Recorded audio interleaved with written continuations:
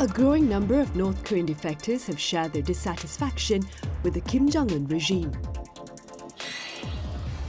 So what are the broader implications of this finding? What is driving the decision to defect despite the dangers involved? And what can be done to ease the plight of North Korea's people? Hello, you're watching Thursday's edition of Issues and Insiders. I'm Min Sunhee. Today we address findings by the Unification Ministry here that appears to indicate a growing sense of discontent within the North Korean public over the failings of the Kim Jong-un regime. For more on this, I have Park Sokeel at Liberty North Korea, a non-profit organization seeking to support North Korean refugees. Sokeel, it's a pleasure to have you with us. Thank you. I also have Jacco Zwetsloot from NK News Podcast here in the studio. Jacco, it's good to have you back. Thanks for having me again. Right, Jacco, let's begin off then with details of the study by Seoul's Unification Ministry on the economic and social conditions in North Korea based on interviews, I believe, of defectors here in the country. Yes, the Ministry of Unification released a very large report, 280 pages, on the 6th of February, and that was based on interviews conducted between 2013 and 2022 with more than 6,000 North Koreans who have come to South Korea. And the interviews cover a range of economic and social questions that were current at the time when they left North Korea. Now, what we found is that, or what the ministry found, is that 82% of those people interviewed were women. So it's a gender skewed, and that's because most of the defectors who come to South Korea are women. And also about 82% of them were residents of the 4 provinces that border on China. So that's North Pyongan, Jagang, Ryanggang, and North Hamgyong provinces. And it's easiest to leave North Korea from those 4 provinces. So we have to remember that also some of these interviews were conducted as long ago as 11 years ago in 2013. So we don't want to extrapolate too much to say that the results are representative of all people living in North Korea today. Nevertheless, these results are interesting. They're worthy of study because of the lack of data that comes out of North Korea at any time. So we need to take it seriously and pick out common threads without exaggerating the results of their or their significance. Now, a couple of patterns stand out. More than 9 out of 10 of these 6,000 plus interviewees said that they relied on the existence of markets to get food to live on, rather than being supplied by the public distribution system. And almost 7 out of 10 of these interviewed said that their primary income was not from jobs that the North Korean government had given them, but some other kind of economic activity, such as market activity or a privately run business. So we see an increase in the importance of the private sector in North Korea, at least in those 4 northern provinces, and specifically or mostly among women, because it's women that do a lot of the market activity in North Korea. Right, I see.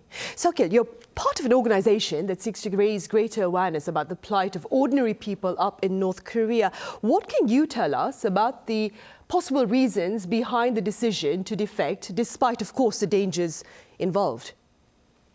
Yeah, so our organization has been able to help more than 1,200 North Korean refugees to reach freedom and safety in countries like South Korea and the United States. That's mostly over the past decade, and we do see clear trends there. In the earlier days, even from the late 90s into the early 2000s, most people, when they were escaping from North Korea, it was for survival. They were escaping because they, saw a lot of other people starving to death. There were extreme economic hardship and poor food security.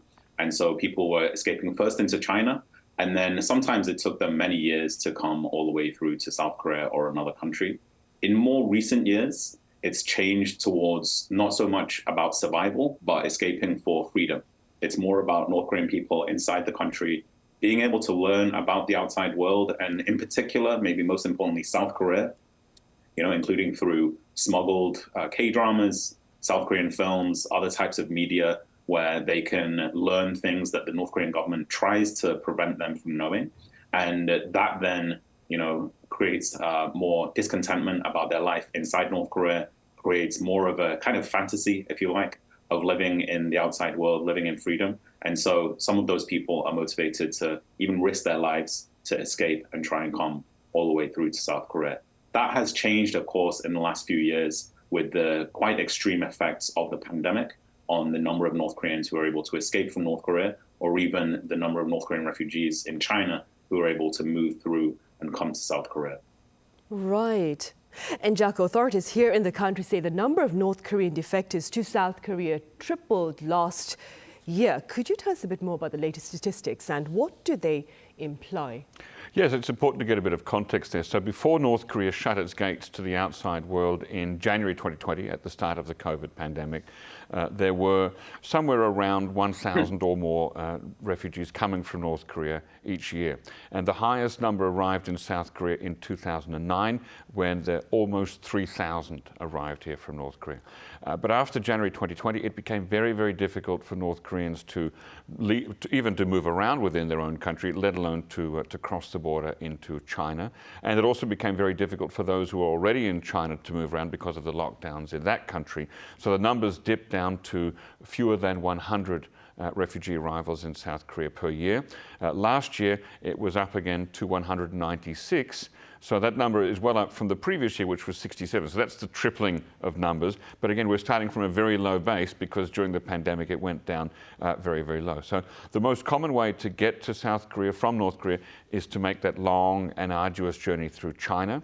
And what the increased number of arrivals that we saw last year, up to 196, what that means is it's probably likely a combination of two possibilities. And the first is that since pandemic restrictions in China ended over a year ago, it's become easier for North Koreans to move around within China and to try to make that journey to South Korea.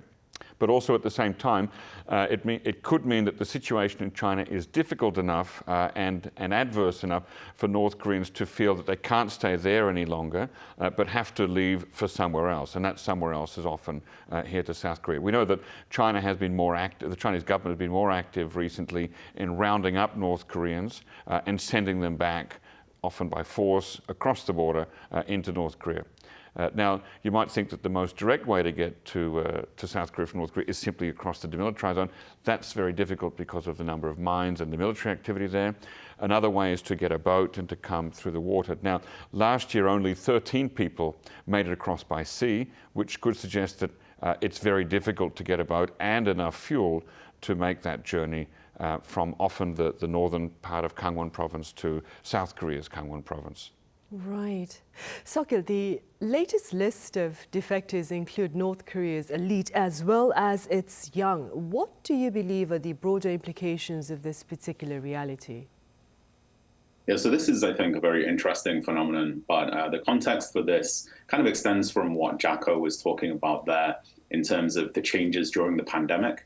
Basically, the recent defectors, even last year when it felt like maybe the pandemic was over, there was still a recovery from the effects of the pandemic, including in terms of the numbers of people that were able to come through the routes that North Korean refugees could take. And so basically what we've seen during the pandemic is an especially kind of high proportion of North Korean defectors coming from the people who were already outside of North Korea, but had not escaped from the North Korean system. So they could be called elites in a broad sense. North Koreans who are, from a more privileged class, a lot of them are from Pyongyang, and they are selected and trusted to gain legal travel outside of the country, often to China or Russia or sometimes other countries as well. And they will be working there. And during the pandemic, we've seen that a significant number of these people have chosen to kind of desert their posts and come through to either South Korea or the United States, potentially other countries. And because there's been so few other North Korean refugees who've been able to make it, they've made up kind of a bigger proportion of the flow of North Korean defectors coming here. I do think that it's still really important, though. For Kim Jong-un and the North Korean government, it's a risk or it's a threat if the most privileged North Koreans are also choosing to risk their lives and escape from North Korea and come to South Korea, for instance. And also, I think that it shows the importance of North Koreans being able to have some kind of access to the outside world. When North Koreans are outside of North Korea, they sometimes use the internet. They can gain access to different types of media. They're able to learn things that helps them break through North Korean official ideologies and narratives.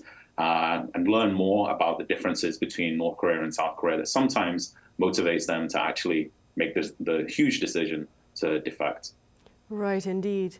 Meanwhile, Jacco, in North Korea, perhaps to better address the wider sense of discontent among its people, North Korea's leader, Kim Jong-un, made public a regional development project. Simply speaking, what is the gist of this particular project and what's its purpose as well as its challenges? Yeah, this project, which in short has been called the 20 by 10 policy, calls for the building of 20 state-of-the-art industrial facilities every year for a decade. And that's not just in Pyongyang, but throughout the country. So at the same time, while this 20 by 10 project is happening, Kim Jong-un has called for the normalization and, quote, revitalization of production at existing factories all across the country. So it's very, very ambitious. Now, Dr. Peter Ward of the Sejong Institute, in an excellent analysis piece for NK Pro, looked at these plans to, for example, to build 200 factories basically over 10 years. He pointed out that finding the resources to actually carry that out, that's going to be the difficult thing. Supply chains are a problem throughout North Korea, especially outside Pyongyang, and the local regions and cities just don't have the raw materials to make the factories, let alone to run them. So to provide incentives for this kind of activity to run more efficiently, some level of market activity will have to be tolerated by the North Korean government, but it might not be enough to actually succeed in fulfilling the ambitious plan to build those 200 factories and then run them. Also, another thing that's supposed to be happening is at the same time, they're supposed to be building clusters of modern residential buildings around the nation. So there are a lot of these big plans that are happening supposedly in the next 10 years. It looks quite difficult because North Korea hasn't shown this kind of capacity before, and it's unlikely to do so now when its economy is under the kind of sanctions that we see. And Pyongyang usually tends to get the best of things. Now, even in Pyongyang, it's taken nearly 4 years to build one Pyongyang General Hospital, which I think, if I'm not mistaken, hasn't yet fully opened yet. And that was billed as a top priority project, which was ordered to be completed in, quote unquote, the shortest time possible. And the same is true of the Wonsan Kalma Resort over on the east coast of North Korea. After several years, that project is still not completed. So I'm quite skeptical about whether this 20 by 10 project and the other ancillary projects will be able to go ahead and be completed Which is why you called it very ambitious then. Sokeel, Liberty in North Korea, that is, has highlighted the importance of expanding the narrative of North Korea from its hostile weapons ambitions to the rampant abuse of its people. Why is this expansion important? Yeah, well, I think, when North Korea is in the news, which it is quite often, it's normally because of North Korea's missiles and Kim Jong-un, right? It's focused on security and the politics. I think that a lot of people around the world are finding this is becoming a repetitive story, and that also there's not that much that can be done, especially in the foreseeable future, about this. We've seen that the international community, including South Korea and the United States in even recent years, has tried to solve this problem through sanctions and coercion, and also through diplomacy and engagement. But realistically, if we look back, there's very little sustained progress that has been able to be made. On the other hand, I've been able to speak with hundreds of North Korean people, the kind of people that are normally hidden behind these kind of images and headlines centered on the missiles and Kim Jong-un. And I've learned so much from them, not just about the challenges that they face, but also I think really importantly about how they're able to overcome challenges and can even be a force of positive change and opening in North Korea, even though sometimes it doesn't seem like that. And so I think that for the media and for the international community, we need to focus more on 25 million North Korean people, not just because they're people just like us and they deserve attention, but actually because if we understand North Korean people more and find ways to support and work with them, then both civil society and governments can take a more holistic approach towards this issue, and in the long term, manage security issues whilst also facilitating a transformation of North Korea that will benefit not just North Korean people, but South Koreans and people in the region as well. Right, and keeping in mind what Sokeel has just said, Jacco, the government here, the Union administration has sought to also shed light on North Korea's human rights abuses as well. Keeping that in mind, do you suppose the administration is doing its part to shed a greater light or to expand the narrative of North Korea to include the sufferings of its people? Not in a big way, no. I'm not currently aware of any government-run museum or exhibition in South Korea that shows what life in North Korea is actually like. But part of the problem is that in the past, the South Korean government used any excuse to criticize North Korea to score political points.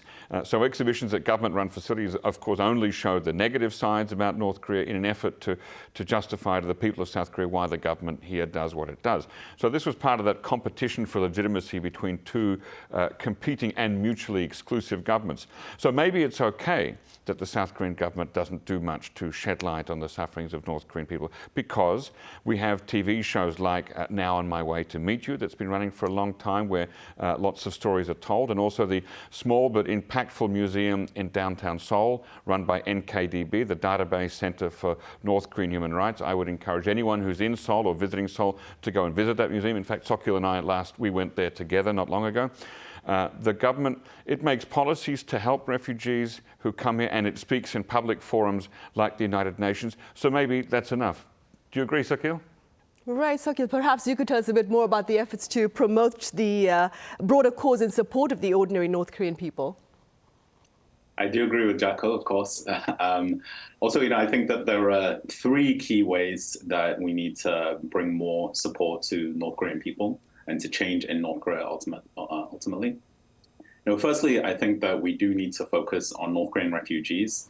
They play such an important role on this issue, not just as activists and advocates, but also as a bridge back to North Korea. A lot of North Korean people are able to actually reestablish and maintain contact with their families in North Korea. So they're a source of very important information and even resources going back directly into North Korean people, which helps those families, but also contributes to broader kind of bottom-up change in North Korean society. And so North Korean refugees need to be protected so they can reach safety in the first place, and then supported and empowered to contribute as change makers on this issue. Secondly, I think it's really important to note that North Korea has, if anything, become even more closed and repressive, especially on information in recent years. We've seen this increase even during the pandemic period as well. And the North Korean government's control over information and ideology is one of the key reasons why they take such a aggressive stance towards the outside world, and one of the reasons also why North Korean people are kept poor. And so I think that we broadly, including governments and different actors in the international community and civil society organizations, need to increase efforts to provide North Koreans with different types of content and technologies so they can learn more about the outside world and break down the ideologies from within. And then lastly, I think that we need to do more to listen to and amplify North Korean people's voices. I know that Arirang TV does some of this, but I think that we all need to be doing more of it. And one of the things that actually anybody listening to this can do is to support, even by giving a small amount of money to some of the groups run by North Korean refugees and run by South Koreans, working to try and support other North Korean refugees, often with very little resources, and also to work for a broader progress on this issue.